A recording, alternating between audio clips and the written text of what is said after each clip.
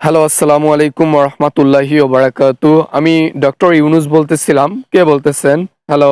ওয়ালাইকুম আসসালাম রহমতুল্লাহি ওবারাকাতু। দেশ এখন সুদখোরের হাতে। দেশের যে কি অবস্থা করবে। আমি যখন প্রধানমন্ত্রী ছিলাম দেশের ভালো চেয়েছিলাম আর উন্নয়নের জোয়ার ভাসাইছিলাম। বাংলাদেশের জন্য ওই উন্নয়নের দরকার নাই। যে উন্নয়নের মধ্যে 90% টাকা দেশের বাহিরে চুরি হয়, সেই টাকা দিয়ে আবার অন্যজনেরা বিলাসবহুল জীবন যাপন করে। দরকার আছে সেই উন্নয়নের? চুরি কি শুধু আমরা একাই করি? চুরি কি আর কেউ করে না? বিএনপি চুরি করেছে, আপনি ক্ষমতায় এসেছেন, এখন আপনিও চুরি করতেছেন।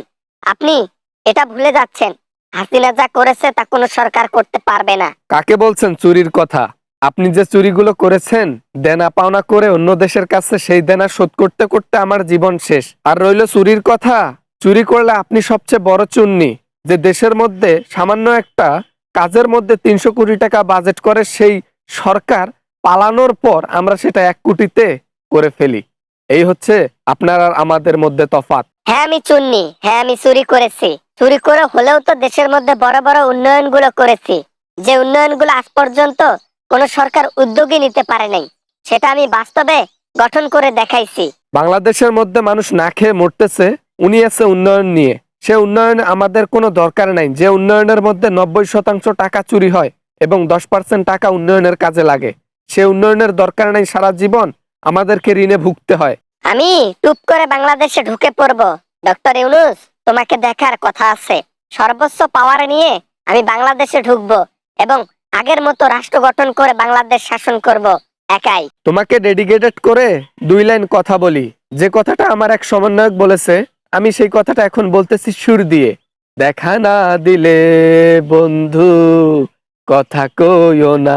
দেখা দেব দেব, সময় হইলে দেখা দেব, কথাও বলবো, সেটা সময়ই কথা বলবে। এখন তো আমি নিরুপায়, বাংলাদেশ ছেড়েছি কোন রকমে।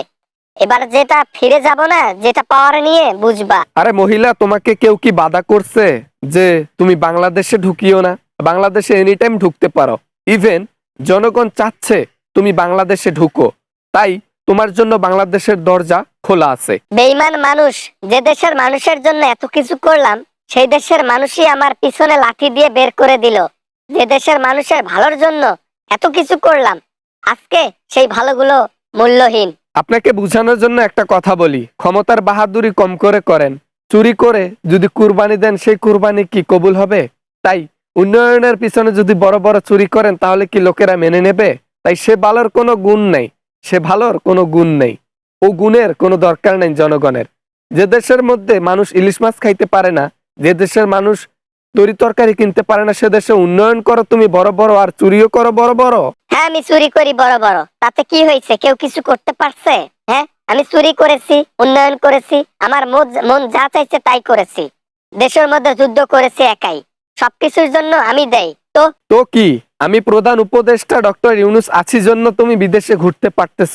যদি অন্য কোনো সরকার হইতো না, একে তোমাকে কান ধরে সেই দেশ থেকে তুলে আনা হয়তো, বিশেষ করে বিএনপি যখন ক্ষমতায় আসবে তখন। বিএনপি ক্ষমতায় যাবে না, ক্ষমতায় যাবে আওয়ামী লীগ। আওয়ামী লীগ কখনো ক্ষমতা ছাড়াহীন হবে না।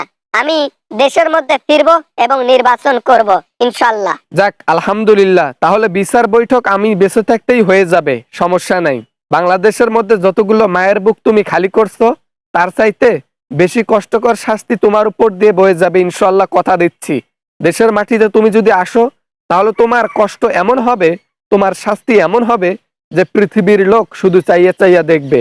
কারণ তোমার মতো নিকৃষ্ট আর স্বৈরাচার সরকার পৃথিবীর বুকে জন্ম নেয় নাই কখনো। যে দেশের মধ্যে যুদ্ধ করেছে, অনেক মায়ের বুক খালি করেছে, হাজার হাজার ছাত্র হত্যা করেছে শুধু নিজের ক্ষমতা টিকিয়ে রাখার জন্য, এমন পৃথিবীতে কোনো ব্যক্তি জন্মে নাই যে ক্ষমতার জন্য এত কিছু করতে পারে।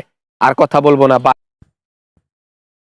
আশা করি ভিডিওটা ভালো লেগেছে and অনেক এনজয় করেছেন। যদি ভিডিওটা ভালো লাগে তাহলে অবশ্যই একটা লাইক করবেন, আর চ্যানেলে নতুন হয়ে থাকলে প্লিজ চ্যানেলটি সাবস্ক্রাইব করবেন।